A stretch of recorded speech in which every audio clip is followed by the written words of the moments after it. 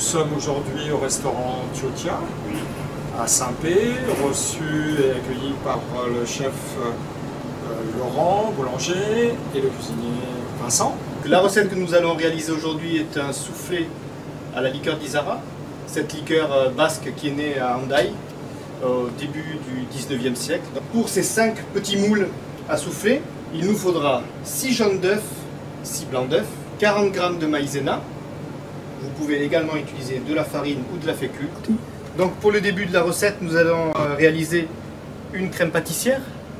Donc pour ce faire, nous allons séparer les blancs des jaunes.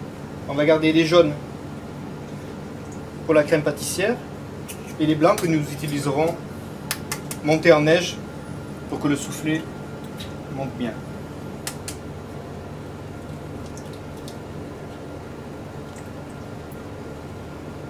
Donc 6 blancs d'œufs, 100 g de sucre semoule,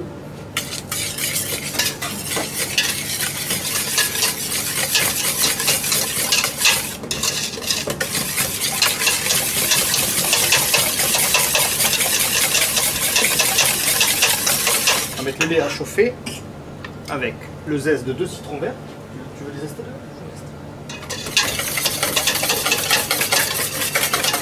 Le temps de préparer les jaunes avec le sucre, ensuite on rajoutera la maïzena. On va faire bouillir le lait.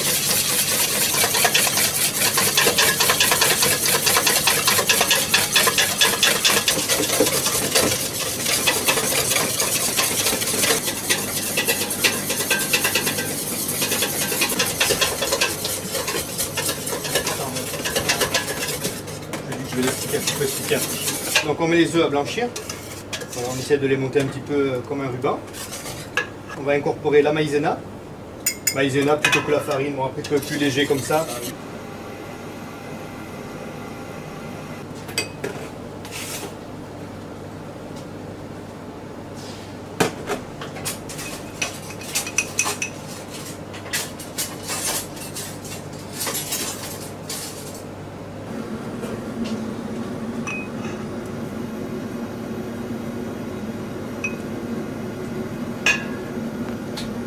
Hors du feu, je vais verser le lait doucement dans notre mélange.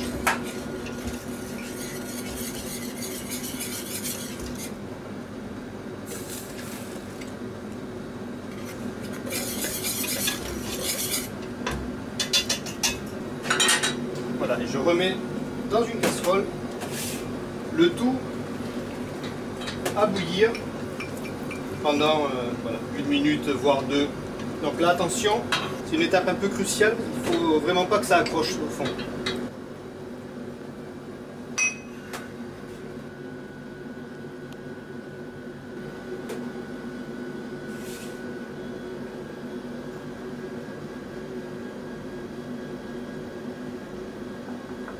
On voit que la crème commence à épaissir.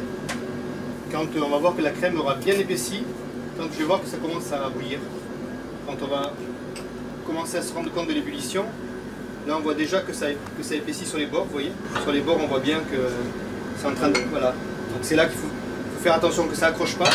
Prendre le temps de laisser la crème épaissir.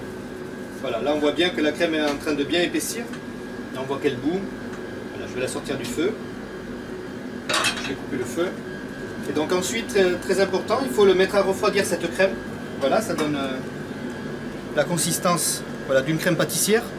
Donc surtout mettre à refroidir, voilà, pour que l'on puisse y incorporer les blancs en neige. Le soufflé chaud, il va gonfler grâce au blanc d'œuf qu'on va y incorporer.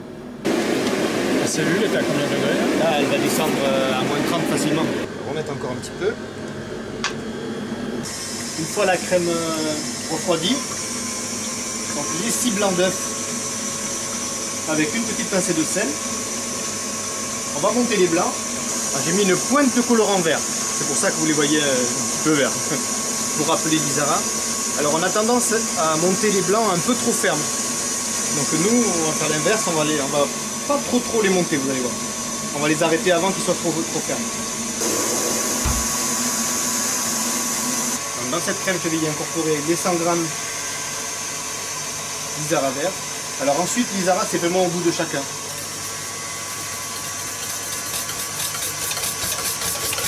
Histoire d'avoir le mélange un peu homogène.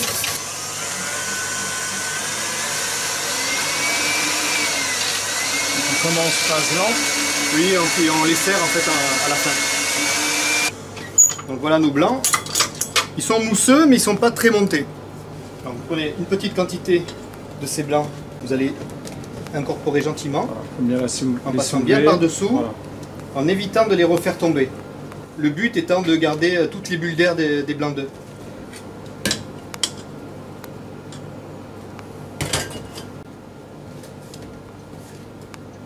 Voilà, on va y aller gentiment.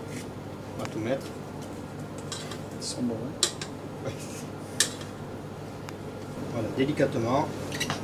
On va chercher la crème au fond. Alors si vous avez un dîner le soir, bien sûr, vous pouvez préparer la crème à l'avance, la laisser bien refroidir. Mais par contre, il faudra faire les blancs en dernière minute. Les blancs en dernière minute et la cuisson en dernière minute, parce que voilà, une fois le mélange assez homogène, mais il ne reste plus qu'à les mouler et à les mettre en cuisson. Donc il nous reste encore deux petites astuces pour le moulage. Donc surtout, veillez à ne pas mettre les doigts dedans. Et ensuite, voilà, on remplit le moule vraiment jusqu'en haut. Ça, c'est une astuce assez importante. Avec une spatule, on va venir égaliser, mais vraiment à ras du moule. Et dernier petit truc, on va passer notre doigt comme ça, tout autour. Voilà, pour faire préalablement le four chauffé à 200 degrés. Et une fois que vous les enfournez, vous baissez à 190 degrés. D'accord. Et vous cuisez une quinzaine de minutes.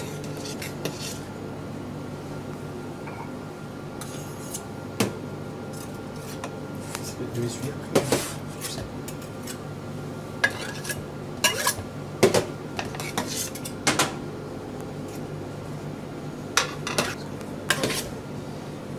Donc le petit tour avec le doigt. Là. Et essayez de veiller à bien essuyer les moules.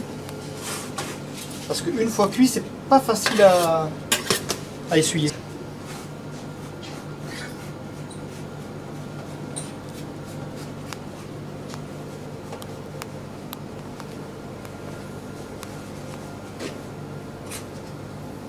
On va faire un essai avec le moule Farman. Ici pour une quinzaine de minutes, donc le temps ça va varier avec votre four. Donc le four, 15 minutes, je vais le descendre à 190 en veillant à ne pas l'ouvrir. Ouais, laissez bien le four fermé pendant toute la cuisson. En fait le chapeau va colorer un petit peu et nous on va se rendre compte que c'est cuit. Mais normalement il devrait décoller de 2 bons centimètres. Donc vous voyez le fait d'avoir bien lissé autour, on voit il monte assez régulièrement quand même. Tout à fait. Vous voyez qu'il ne monte pas pareil. Exact. C'est bien de montrer la différence. C'est une bonne idée. Garmagna avec des aises d'orange, ça c'est bon. Au final, vous régalez. Et puis c'est un plat que vous pouvez réchauffer facilement. Ah, ouais. Mais je pense que vraiment il faut que le moule soit droit. Peu importe le contenant, mais que le moule soit droit. Ouais.